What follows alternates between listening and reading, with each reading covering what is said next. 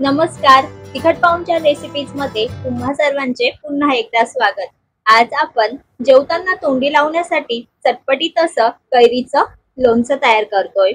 Instant असं लोणचं आहे, त्यामुळे झटपट असं तयार होतं. जेवणाची रंगत वाढविण्यासाठी झटपट हे लोणचं नक्की तयार करून बघा. चवीला अप्रतिम असं लागतं. तर हे ताजं लोणचं तयार करण्यासाठी इथे मी एक कैरी घेतली. तर सुरुवातीला ही कैरी आपण स्वच्छ धुवून घेऊ. त्यानंतर पुसून घेतली, छान कोरडी करून घ्यायची आहे.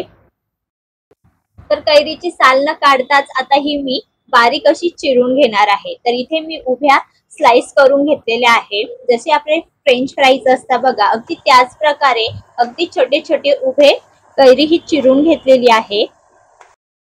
तर बघा, या पद्धतीने सर्व कैरी ही चिरून घ्यायची आहे. तर कैरी ही तुम्ही तुमच्या आवडीनुसार बारीक कट करून घेतली किंवा किसून घेतली तरी चालेल, परंतु असं खायला खूप छान लागतं, त्यामुळे मी उभे काप करून घेतले. आता ही कैरी एका भांड्यात काढून घ्यायची आणि आता यामध्ये मोजकेच बेसिक असे मसाले घालायचे आहे. त्यामध्ये पाव चमचा हळद पावडर, 1 चमचा मी लाल तिखट घातलेला आहे आणि 2 छोटे चमचे गुळाची पावडर घातली. इथे तुम्ही साखर सुद्धा ऍड करू शकता. त्यामुळे मस्त आंबट गोड तिखट अशी चव येणार आहे. छान चटपटीत असं हे लोणचं तयार होणार आहे. तर सर्व मसाले छान कैरीला लावून घ्यायचे, मिक्स करून घ्यायचं. मस्त पाहता क्षणीच तोंडाला पाणी सुटतं, इतकं चटपटीत आणि छान हे लोणचं लागतं. तर नक्की ट्राय करून बघा. तर सर्व मसाले मी चांगले कैरीला लावून घेतले. आता यावर एक तडका घालायचा आहे. त्यासाठी 2 मोठे चमचे तेल हे चांगलं गरम करून घेतलं. त्यामध्ये 7 ते 8 लसूण पाकळ्या ठेचून घातलेल्या आहे किंवा बारीक कट करून घाला.